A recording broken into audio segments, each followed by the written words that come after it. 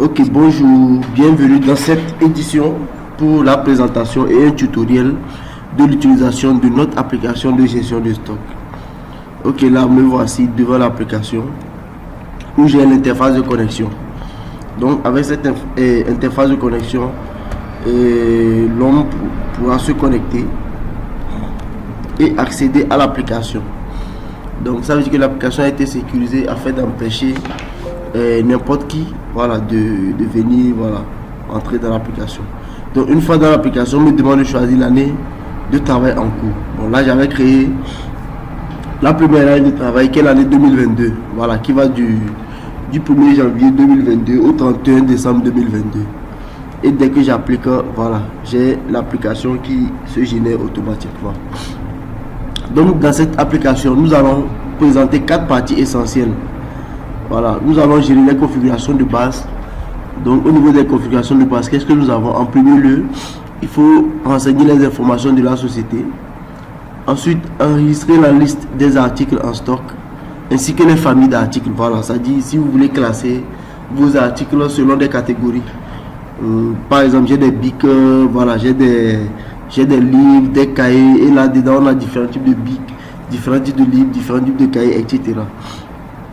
Ensuite, je dois procéder à l'enregistrement, du moins à l'enregistrement des services non quantifiés, par exemple les services offerts mais qui ne sont pas stockés, voilà, comme les photocopies, les impressions, les classifications, etc. Et ensuite, je dois gérer l'enregistrement de mes clients et de mes fournisseurs. Donc en deuxième partie, nous allons voir l'inventaire. C'est-à-dire, une fois que j'ai enregistré la liste de mes articles, nous allons procéder à l'inventaire. L'inventaire permet de gérer les stocks, c'est-à-dire d'entrer la vraie valeur des stocks, la vraie valeur des quantités que nous avons en stock avant de démarrer les ventes. Ensuite, la troisième partie consistera à la gestion, c'est-à-dire faire les approvisionnements et comment acheter, comment faire les approvisionnements d'articles, comment gérer, comment faire des ventes, voilà, comment vendre les articles, comment gérer des proformas, voilà, comment enregistrer des charges et dépenses, et ensuite comment enregistrer des incidents ou des bourrailles s'il y en a. Donc incident ou bourraille, c'est-à-dire lorsqu'il y a eu un article défectueux ou qu'il y a eu des articles gâtés, voilà, comment est-ce que je les enregistre. Et la dernière partie consiste à la partie administration, c'est-à-dire cette partie concerne uniquement le propriétaire du logiciel, c'est-à-dire le boss, le chef de la boutique, voilà, du magasin en question. Voilà. Donc cette partie consiste à faire quoi? Cette partie consiste à suivre les rapports journaliers. Donc dès que vous avez fait la première étape, la deuxième et la troisième étape, c'est-à-dire la partie gestion, où il y a eu des approvisionnements, il y a eu des ventes, il y a eu des proformas, il y a eu des charges et dépenses. Donc les stocks sont automatiquement en mouvement. Par exemple, lorsque j'achète, mon stock augmente automatiquement. Lorsque je vends, le stock diminue automatiquement. Et au même moment, la comptabilité est renseignée. C'est-à-dire qu'est-ce qui a été vendu, qu'est-ce qui a été acheté, quelles sont les charges et dépenses en fonction des dates. Donc voilà. Donc une fois que le gestionnaire effectue ses ventes, ses achats et tout ça, donc la comptabilité est renseignée automatiquement. Et l'administrateur, c'est-à-dire le chef magasinier ou le boss en question, lorsqu'il se connecte à l'application avec son compte administrateur, donc lui il aura le pouvoir de vérifier chaque jour qu'est-ce qui a été fait, quels sont les mouvements qui ont été faits chaque jour, quelles sont les entrées sorties d'argent, voilà, quelles sont les dépenses qui ont été effectuées, etc. Il a aussi la possibilité de gérer de façon globale la comptabilité, c'est-à-dire depuis le début de l'utilisation du logiciel, c'est-à-dire depuis le début des ventes avec le logiciel, qu'est-ce qui a été vendu au total, qu'est-ce qui a été acheté au total et quel est le solde. Il a aussi le pouvoir de contrôler les mouvements au niveau des stocks, c'est-à-dire en fonction de ce qui est sorti comme quantité, en fonction de ce qui est rentré, ce qui a été acheté comme quantité par rapport à la quantité qui existe actuellement. Voilà, est-ce que ça concorde, est-ce que c'est bon, est-ce que c'est normal. De l'autre côté aussi, il a le pouvoir de suivre les marges pour chaque stock. C'est-à-dire j'ai payé tel stock, j'ai dépensé telle somme pour payer tel stock. Actuellement, j'en ai vendu telle quantité à telle somme. Est-ce que j'ai eu des bénéfices ou est-ce que j'ai eu des pertes par rapport à ce stock bien précis, à cet article bien précis. Voilà, c'est ce que ça signifie. Ensuite, il y a aussi le contrôle des mouvements de chaque stock, c'est-à-dire pour chaque article donné, quels ont été leurs mouvements en fonction de la date. Est-ce que l'article a été vendu? Est-ce que l'article a été acheté? Qu'est-ce qui s'est réellement passé? Et par rapport au stock restant, est-ce que ça concorde? Donc de façon globale, c'est ce que nous allons vous présenter dans cette application. Et là, me voici. Une fois dans mon application, j'ai d'abord l'interface, le tableau de bord. Donc au niveau de ce tableau de bord, vous allez voir que actuellement le tableau de bord, il est pratiquement vierge. Et donc c'est parce que aucune donnée au préalable n'a encore été renseignée dans le logiciel.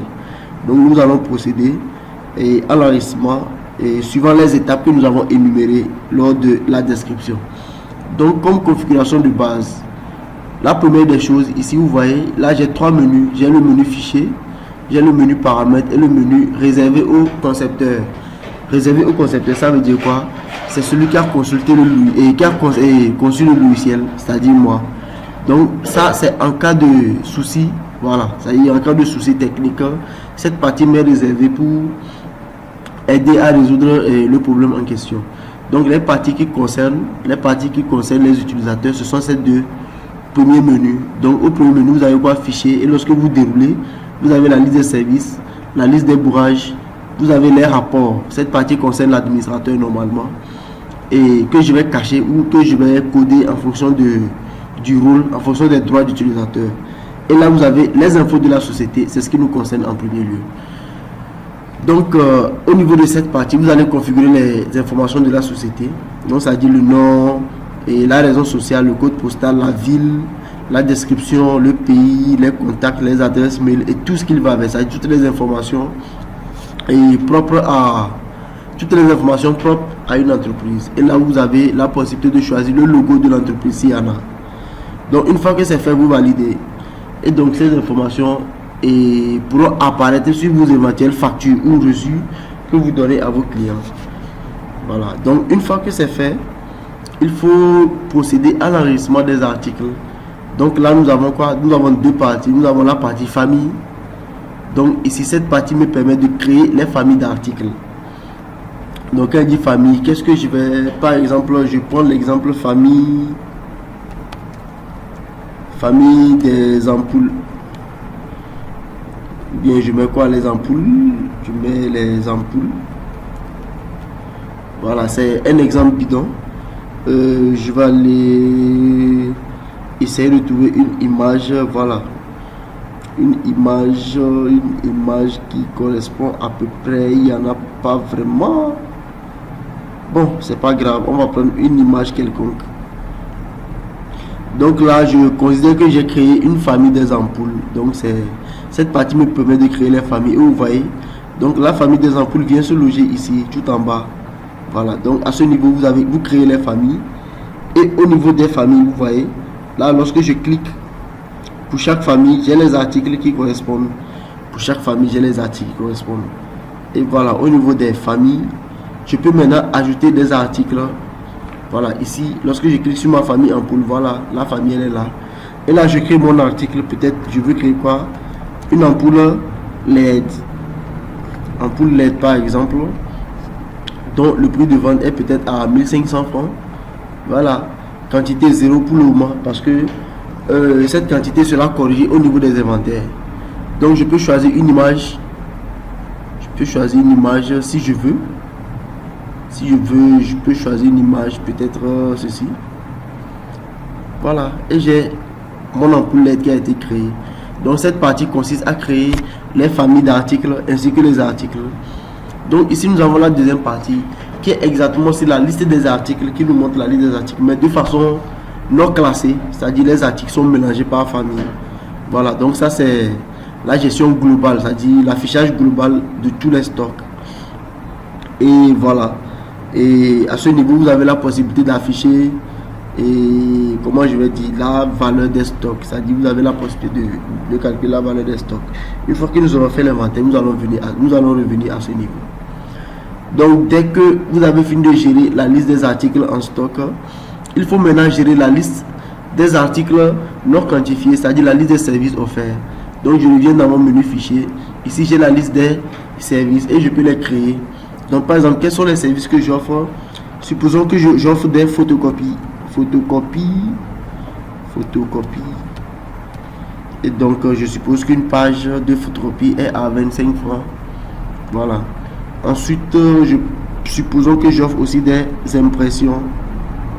Une seconde. Voilà, on suppose que j'offre aussi des impressions. Donc je suppose que voilà, impression blanc-noir par exemple. Impression blanc-noir, je suppose à 100 francs. Une impression blanc-noir. Et impression couleur par exemple. Voilà, on peut supposer que là c'est à 250 francs. Une impression à couleur, voilà, etc. Donc à ce niveau, j'enregistre peut-être des classifications.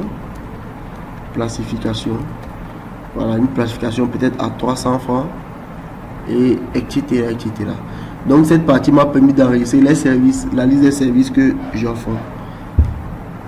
Donc dès que c'est bon, je passe à l'enregistrement des clients et des fournisseurs. Vous allez voir dans mon menu principal, j'ai une partie où j'ai voilà les fournisseurs. Ici j'avais déjà créé quelques fournisseurs. Donc comment est-ce que je procède à la création des fournisseurs? C'est ici la raison sociale. Je peux parler de par exemple librairie bon marché. Librairie bon marché. Voilà. Le nom complet. Bon, on peut zapper adresse et on peut dire quoi, Ouaga 2000. Voilà, Ouaga 2000 par exemple. Contact, on met un numéro quelconque. Voilà. Donc le numéro de peut-être du gérant de la librairie. Et voilà, laissez-moi corriger ici. Donc là, j'ai créé un fournisseur. Donc lorsque j'ai créé mon fournisseur, il vient se loger ici, normalement. Donc c'est à peu près ça.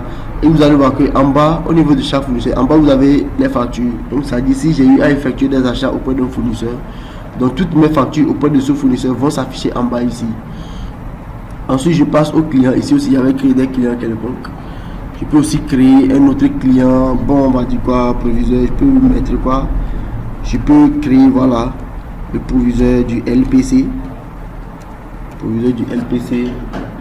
C'est qui? Bon, on continue. Voilà, ici, je vais procéder à la création d'un, on va dire quoi, voilà, d'un client. Voilà, son contact, c'est le 0, j'ai oublié son contact. Adresse, voilà, il est toujours à Ziga là-bas. Voilà, donc là, j'ai créé un client. Proviseur, voilà. On suppose que c'est un client qui vient souvent acheter. Donc, une fois que c'est fait, là j'ai fini la première partie qui consiste à gérer, voilà, depuis la configuration, qui consiste à gérer la configuration de base. Ensuite je passe à la gestion de l'inventaire. Donc ici l'inventaire, comment est-ce que ça se fait? L'inventaire me permet de gérer mes stocks. Donc l'inventaire, qu'est-ce que je fais? Je fais d'abord un premier remplissage. Et dès que je remplis, je vois tous mes articles qui s'affichent. C'est-à-dire tous mes articles que j'ai en stock s'affichent. Et là, d'un côté, j'ai la partie théorique et de l'autre côté j'ai la partie physique. Donc ici l'inventaire me permet de renseigner les parties physiques, c'est-à-dire j'ai compté mes stocks physiques et je mets les nombres que j'ai exactement en physique, donc je les mets pour qu'ils les corrigent en théorique. Voilà, donc c'est ça on appelle un inventaire. Vous allez voir que là je suis en train de mettre des quantités. Donc ça veut dire que lorsque j'ai compté mes stocks physiquement, ce sont les quantités que j'ai trouvées. Et là maintenant je vais les renseigner et les corriger de façon théorique. Voilà, ici je suppose que j'ai 15. Ici j'ai 20. 25. Voilà, donc vous allez voir, ça sont les parties que j'ai corrigées. Et lorsque vous validez, vous allez voir que au niveau de vos stocks, vous allez voir qu'il y a des parties. Il y a des lignes qui ont été coloriées, donc à gauche en rouge, à droite en vert. Et il y a d'autres lignes qui ne sont pas coloriées du tout. Donc vous allez, quelle est la remarque que nous allons faire? Ça veut dire que là où c'est pas colorié, c'est là où il n'y a pas eu de modification. Donc là où les modifications ont été effectuées, c'est là où vous avez c'est là où voilà, ça serait colorié. Donc en rouge, ça veut dire quoi? Ça c'était l'ancien stock qui n'était pas vrai. Et en vert, ça ce sont les stocks qui ont été corrigés maintenant. Donc vous allez voir en vert, ça sont mes nouveaux stocks. Et donc le reste, on suppose qu'il n'y en a pas. Donc c'est laissé comme ça à 0. Et lorsque nous allons revenir au niveau de la gestion globale des stocks, vous allez voir que ces stocks là, vous voyez, au niveau de mon inventaire, les stocks que j'ai corrigés, Vous allez voir qu'arriver ici, eux aussi, ils ont été quoi? Les quantités ont été correctement renseignées. Voilà, et vous allez voir que, et une fois que les quantités existent, vous avez la valeur du stock qui a été calculée. Lorsque je reviens à l'accueil, vous allez voir que maintenant votre stock a une valeur. Voilà. Donc la valeur du stock a été calculée. Donc en fonction des quantités que vous avez, en fonction des prix, et vous avez votre stock qui a été valorisé. Ça veut dire quoi la valeur des stocks? Ça veut dire que lorsque je vends tous mes articles que j'ai en stock, c'est au minimum ce que, voilà, la somme qui va entre les 129 108 francs. Donc au niveau de la gestion des familles, c'est la même chose. Donc voilà, voilà, à ce niveau, oui, il n'y a que ça. Ainsi de suite, ici aussi, voilà, il y a, voilà. Donc c'est ça lorsqu'ils sont classés par famille. Donc une fois que l'inventaire a été fait, nous allons passer à la troisième partie qui consiste à la partie gestion. Donc la partie gestion, c'est quoi? Ce sont les achats, les proformas et les ventes. Donc nous allons commencer par les achats. Donc ici les achats, c'est quoi? Ce sont les approvisionnements. Qu'est-ce que je fais? Ici je clique quoi nouveau et je choisis celui chez qui je veux m'approvisionner. Je suppose que je veux m'approvisionner à la librairie Bon Pasteur. Et donc qu'est-ce que je vais approvisionner? Je vois par exemple le tube d'encre qui est à 0. Peut-être que je vais approvisionner une quantité de vin. Donc le prix unitaire d'achat est à peut-être 1000 francs. C'est un exemple, ce sont des exemples. Peut-être que je vais m'approvisionner en stylo. Je prends 300 stylos. Au total, ça dit j'ai mélangé en couleur, je n'ai pas mis la différence. Et donc le prix unitaire est à 100 francs peut-être. Voilà, je suppose que je veux aussi m'approvisionner en marqueur. Marqueur, je m'approvisionne à 50 marqueurs, dont l'unité, le prix unitaire est à 400 francs peut-être. Peut-être j'achète à 400 francs, je le vends à 500 francs, je ne sais pas, etc. Donc vous allez voir, ça c'est ma liste. Voilà. Et donc dès que c'est fait, j'ai ma facture d'approvisionnement. Et c'est ça dit, lorsque j'ai approvisionné chez mon fournisseur, ça c'est la facture qu'il doit me donner. Et vous avez les détails en bas, je peux même imprimer ceci. Donc ça c'est la facture que j'ai enregistrée à mon niveau. Donc la facture que le fournisseur était censé me donner, c'est ce que moi j'enregistre chez moi ici. Voilà. Et vous allez voir le logo de ma société, les informations de ma société, ainsi de suite, ainsi de suite. Donc là nous sommes au niveau des approvisionnements. Ensuite, je vais sauter les proformas, je vais passer directement aux ventes. Au niveau des ventes, c'est la même chose. Donc les ventes, qu'est-ce que je fais? Je choisis mon client. Peut-être ce sont, voilà, peut-être j'ai mon proviseur du LPC à qui je veux vendre des articles. Mon proviseur qui est venu s'approvisionner en enveloppe A4. Supposons qu'il veut s'approvisionner en 10 enveloppes A4. Là, j'ai 60 en stock.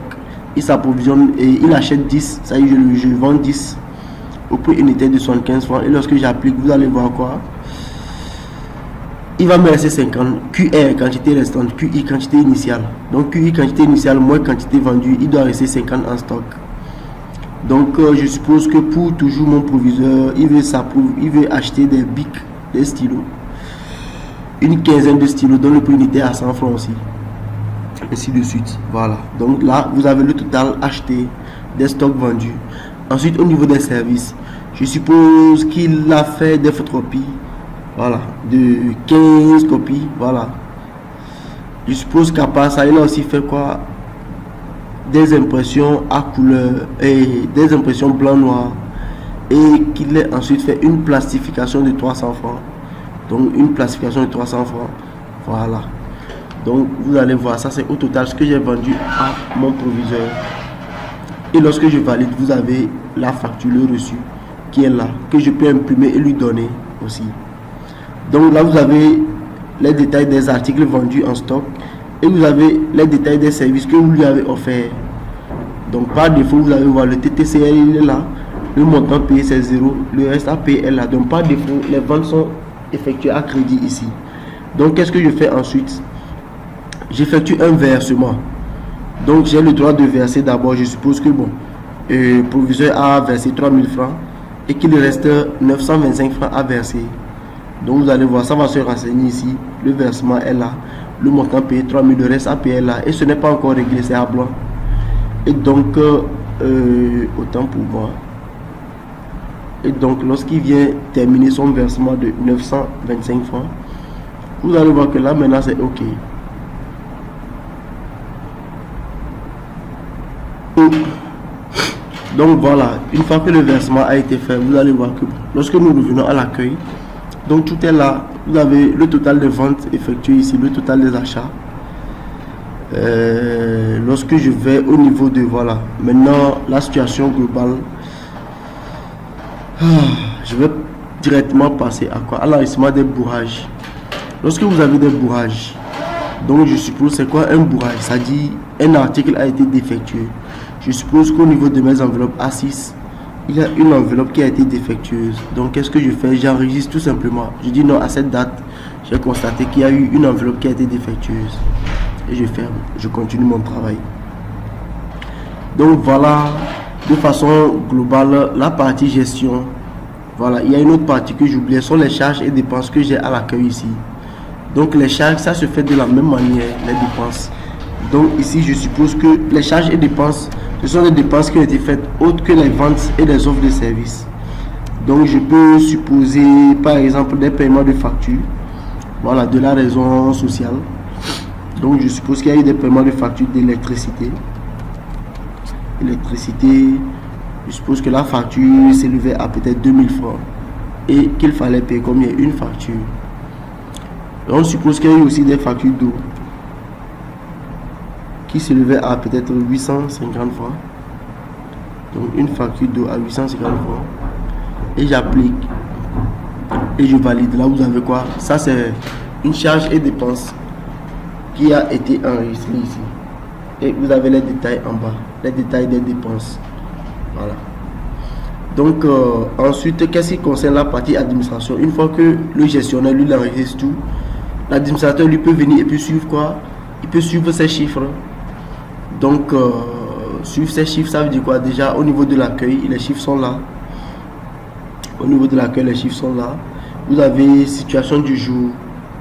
Donc ça c'est aujourd'hui tout ce qui a été vendu. Donc au niveau de la situation du jour, c'est ça. Quels sont les achats, les entrées? Ça sont les entrées d'argent, ça sont les sorties. Et donc voici le solde. C'est-à-dire aujourd'hui j'ai approvisionné à 70 000 francs, mais je n'ai vendu que 2250 francs. Donc le solde il est au rouge.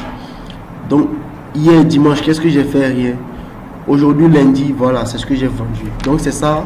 Ça c'est le rapport journalier. Donc lorsque la gestionnaire ou bien le gestionnaire vend, cette partie est renseignée automatiquement.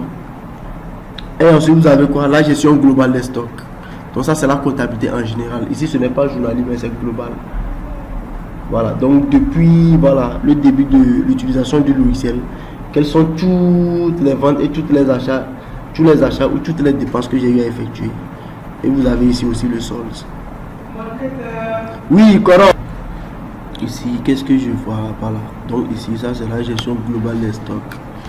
Voilà, où on peut vérifier les stocks par intervalle par période. Voilà, je peux choisir de tel jour à tel jour normalement. Voilà, qu'est-ce que j'ai fait comme stock. Voilà, donc ça c'est la partie globale, la gestion et la partie globale de la comptabilité. Voilà.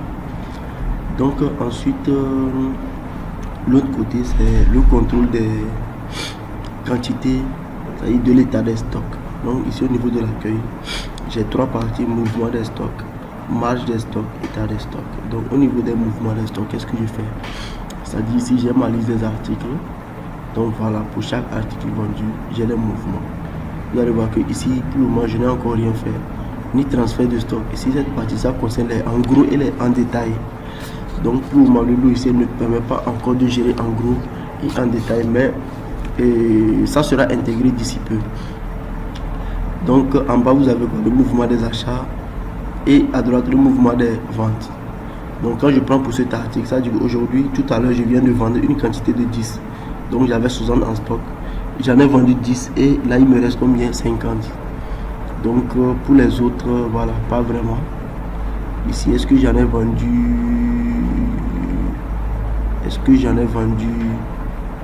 Voilà. Donc pour le tube d'encre, ça veut dire j'ai acheté. Il y avait 0, j'ai acheté 20. Et là j'ai 20. Il n'y a pas encore eu de vente, etc. Donc ça c'est les mouvements pour chaque stock. Donc ensuite j'ai ce qu'on appelle quoi? Les marges des stocks. Donc les marges, qu'est-ce que je fais? Je choisis d'abord ma date d'inventaire. Et dès que c'est fait, j'applique. Donc vous allez voir depuis le jour où j'ai fait mon inventaire jusqu'aujourd'hui, quelles sont les quantités que j'ai vendues et quel est le chiffre d'affaires effectué pour ces quantités vendues et quelles sont les marges. Ici vous allez voir que mes marges, ce sont mes gains, mes bénéfices. Donc c'est un peu ça. Donc pour ces articles vendus, là ce sont les bénéfices que j'ai eu. Donc les bénéfices par rapport au coût d'achat. Voilà, donc ici le coût d'achat a été pratiquement le même que le coût de vente. Donc il n'y a pas eu de bénéfice. Ici le coût d'achat a été de 0.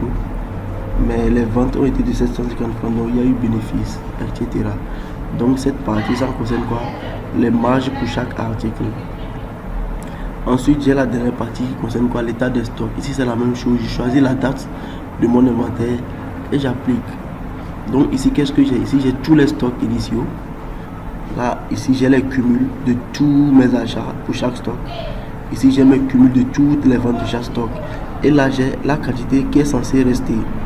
Donc ça, c'est la quantité théorique qui est censée rester dans mon stock. Donc je peux vérifier cette quantité avec celle que j'ai en stock actuellement. Voilà, pour être sûr que voilà, les choses sont respectées. Donc de façon globale, c'est ça. Et ce sont tous les contrôles qui peuvent être effectués par l'administrateur, voilà, lorsqu'il se connecte à l'application. Donc je vous remercie de m'avoir suivi.